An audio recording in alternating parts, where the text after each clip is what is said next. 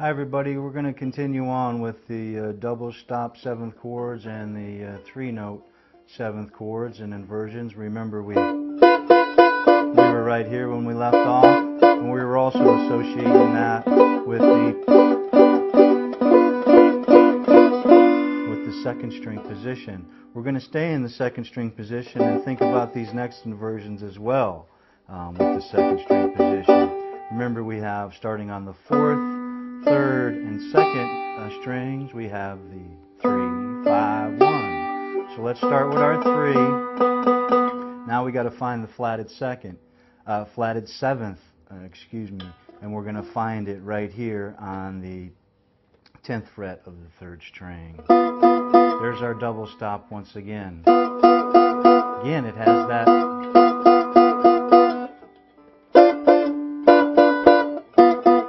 G7 sound. Okay. We want to flip.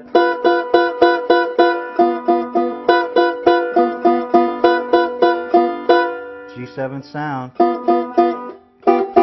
Let's just add the 1 now to the 3 in the flatted 7th. We're adding the 1 on the 2nd string just behind the 8th fret. There's another inversion.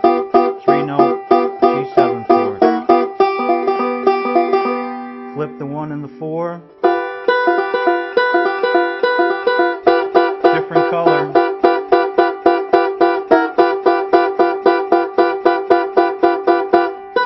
Still have the 3, flatted 7th, and the 1 there. So there's yet another inversion.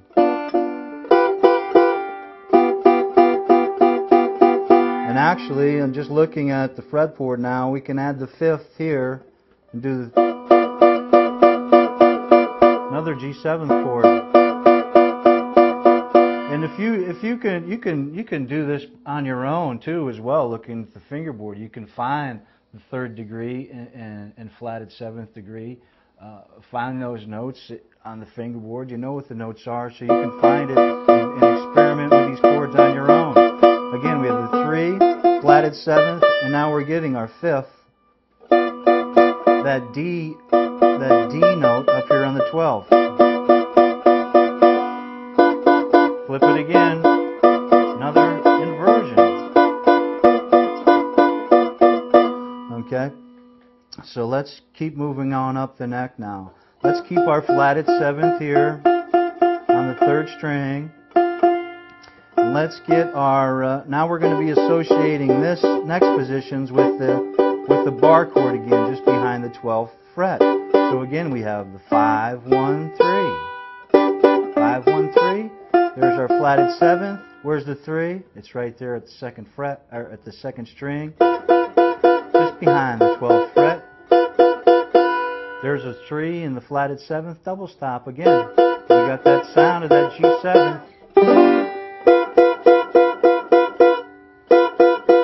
Let's go ahead and add the 5 to the triad. 4th string, just behind the 12th fret. G7 triad, another inversion. Come up here, flip it around.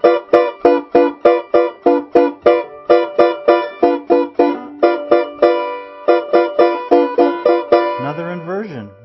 Okay? Flatted 7th and the 3rd. Let's keep our flatted 7th. Now, on the 2nd string, just behind the 12th fret. And again, let's come up and fret the flatted 7th just behind the 15th fret.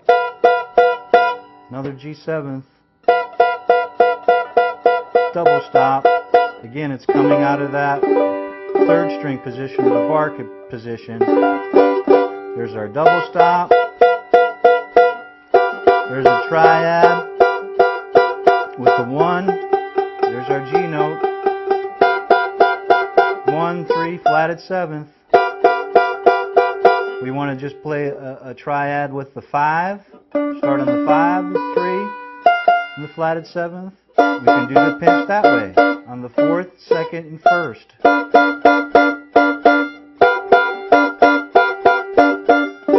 Just other colors.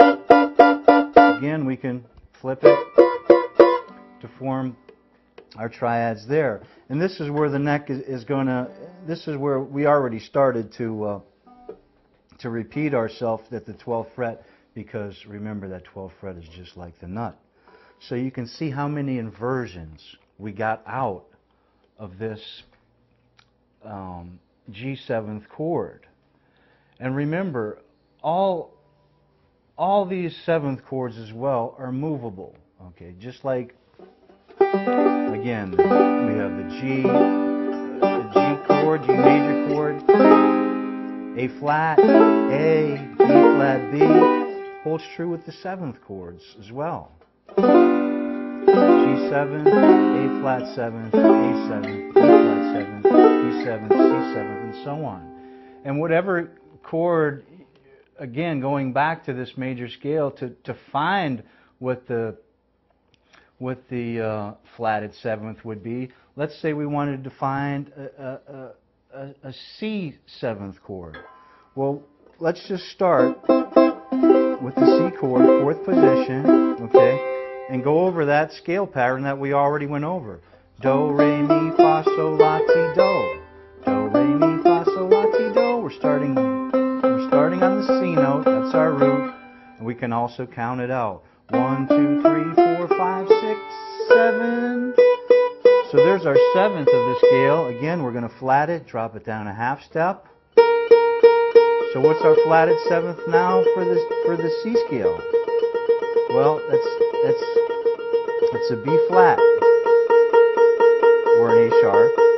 So again, there it is. There's our B flat. There's our C7th chord. And you can use this formula for all of the 12 major chords and all of the 12 major scales as well. Whatever chord you would like to work on. Work on all 12 if you'd like, if you're feeling ambitious. So that's a little bit about the 7th chords and a lot of their inversions, as you saw, up and down the banjo's neck. Again, we have our 4-note chord, 1, 3, 5, and the flatted 7th. That's our formula for a 4-note 7th chord, containing all of the notes. But remember, we can also get the flavor of the 7th chord by just using the 3rd and the flatted 7ths to form our double stops. Or if we want to form triads with our 3 fingers, we can play the 1, 3, 5, 1, 3 flatted 7th or the 3, 5 flatted 7th in any combination to get the flavors of the 7th chord. We're going to get back into the stylings of Earl Scruggs, and we're going to apply some of this theory into the backup of Take This Hammer. We'll see you next time, everybody, right here on The Moose.